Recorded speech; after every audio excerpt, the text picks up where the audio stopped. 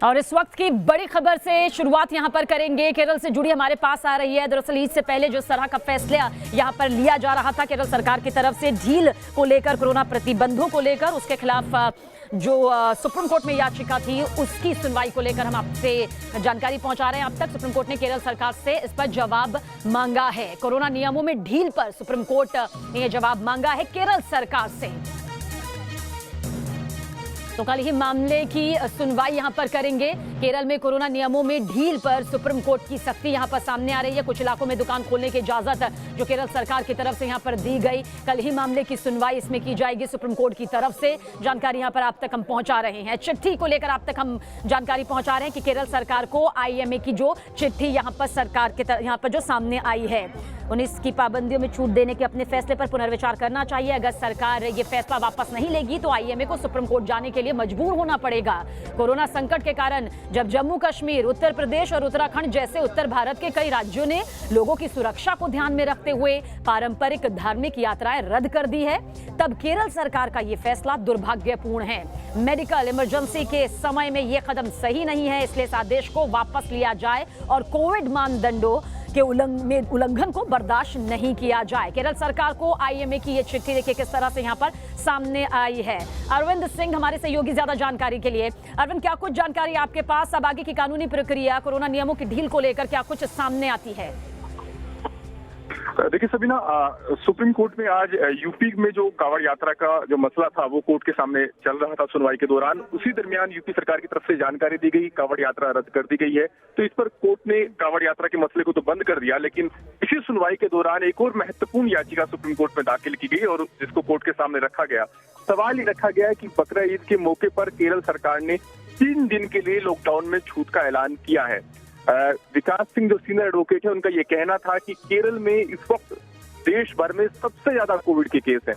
केरल में जो positivity rate है वो 10% से ज्यादा है, जबकि यूपी में 0.02% कोरोना का पॉजिटिविटी रेट है। तो ऐसे में जब सिर्फ 2 दिन का वक्त बचा है तो नोटिस जारी करने का भी वक्त नहीं है। 1 या 2 दिन के अंदर इस पूरे मामले में पूरे बचे हुए हैं, तो कोर्ट संज्ञान लेकर के उचित आदेश पास करे, ये कोर्ट से गुहार लगाई गई। तो इस पर कोर्ट ने केरल सरकार से 24 घंटे के अंदर जवाब दाखिल करने के लिए कहा है।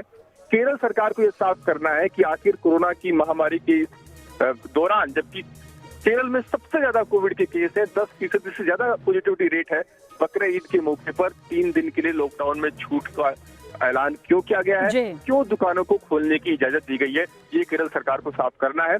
सुप्रीम कोर्ट कल इस पर सुनवाई करेगा। हालांकि केरल सरकार की तरफ से आज कोर्ट में पक्ष रखा गया।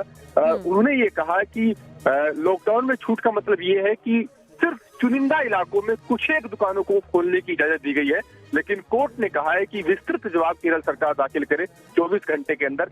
कल फिर सुप्रीम कोर्ट सबसे पहले इस मामले को सुनवाई पर लेगा।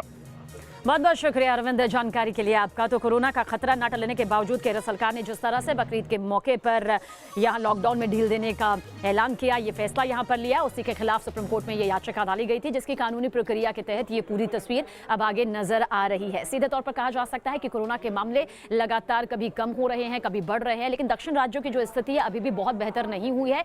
ऐसे में इस पूरे मामले को लेकर कानूनी प्रक्रिया आगे दिखाई दे रही है।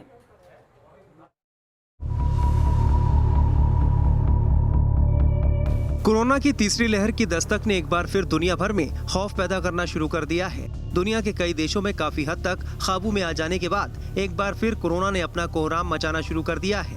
अमेरिका से लेकर ब्रिटेन और रूस से लेकर ब्राजील तक कोरोना के नए केसों की संख्या में तेजी से इजाफा हो रहा है। भारत में भी कोरोना के नए केसों की संख्या अभी रोजाना करीब 40,000 है। साफ है कि देश में अभी तक कोरोना की दूसरी लहर का कहर ही खत्म नहीं हुआ है। अभी भी सेकेंड वेव खत्म नहीं हुई है। पूरे विश्व में भी देखेंगे तो हिंदुस्तान अभी भी एक्टिव केसेस के मुताबिक 3rd नंबर पर है, which is not a small number. 190 countries में अभी भी हम तीसरे नंबर पे केसेस हैं हमारे पास, जो कि एक्टिव केसेस हैं।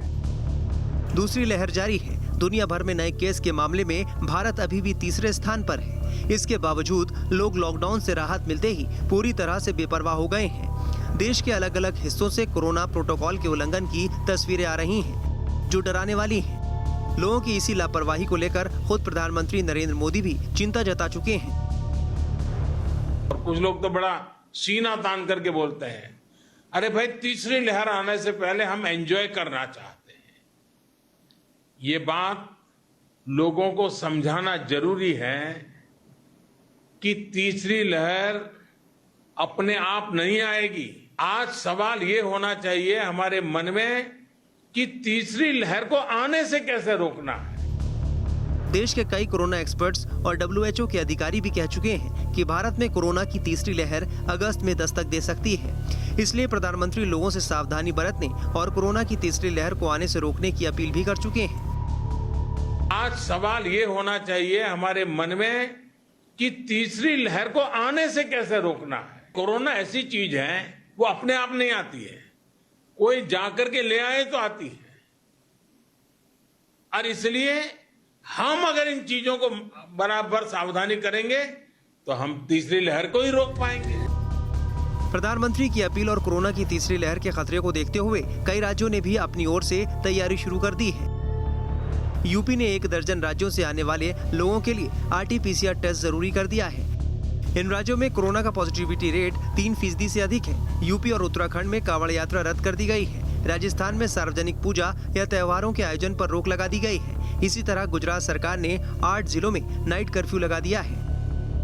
जाहिर है कि अगर कोरोना की तीसरी लहर को रोकना है और इस जानलेवा बीमारी से निजात पाना है तो समय रहते सख्ती करनी होगी और सेल्फ डिसिप्लिन का पालन करना होगा, वरना बहुत देर हो जाएगी।